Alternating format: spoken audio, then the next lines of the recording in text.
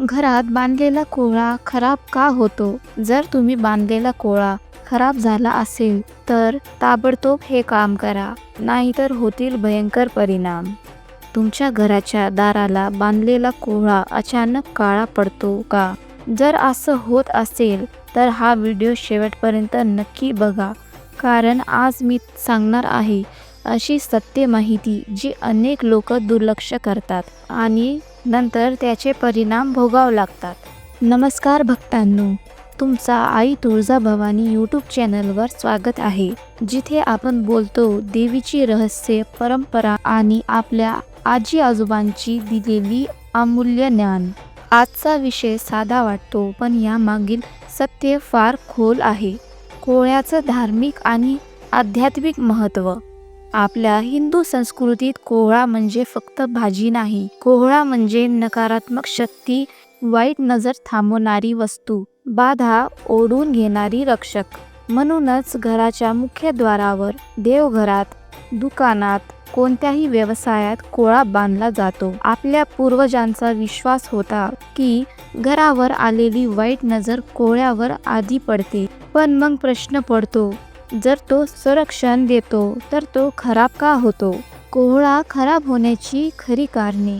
कारण 1. जेव्हा घरावर खूप जोराची नकारात्मक शक्ती येते तेव्हा कोहळा ती स्वतःमध्ये घेतो. त्याचा परिणाम असा होतो, कोहळा लवकर सडतो किंवा काळा पडतो, कधी कधी तर फुटतोही.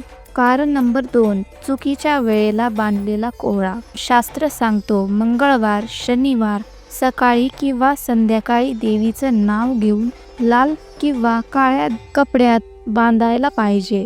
जर असं न केलं तर कोहळा संरक्षण देत नाही. कारण नंबर 3. श्रद्धा नसलेला कोहळा. फक्त दिखावा म्हणून बांधलेला कोहळा कधीच रक्षण करत नाही, कारण देवी श्रद्धा पाहते, वस्तू नाही. नंबर 4. सगळ्यात धोकादायक चूक.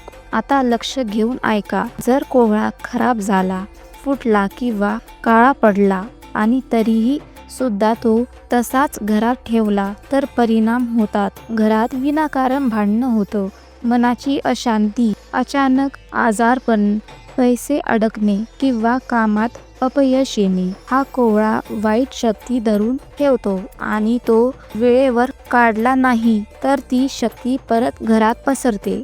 नंबर 5. ताबडतोब करा हे उपाय. जर तुमच्या घरात कोहळा खराब झाला असेल तर आजच हे करा. देवीचं नाव घेऊन कोहळा काढा. आई तुळजाभवानी असं मनात बोला. तो घराबाहेर, चौरस्त्यावर किंवा झाडाखाली ठेवा. कचऱ्यात टाकू नका. कोहळा टाकून आल्यावर हातपाय धुवा व त्याच्यानंतर देवघरात 2 मिनिटं शांत बसून बोला, आई माझ्या घराचं रक्षण कर. पण सर्वात महत्त्वाची गोष्ट, पुन्हा कोहळा बांधताना लक्षात ठेवा, लगेच दुसऱ्या दिवशी नाही व योग्य वेळी कोहळा बांधा. आजचा हा व्हिडिओ भीती पसरण्याचा नाही तर सावध करण्यासाठी आहे. आई कधीच वाईट करत नाही, ती फक्त संकेत देते. तो संकेत ओळखणं हे आपल्यावर आहे. जर हा व्हिडिओ तुम्हाला आवडला असेल तर लाईक करा, देवी भक्तांपर्यंत शेअर करा आणि चॅनलला सबस्क्राईब करा. जय तुळजाभवानी आई.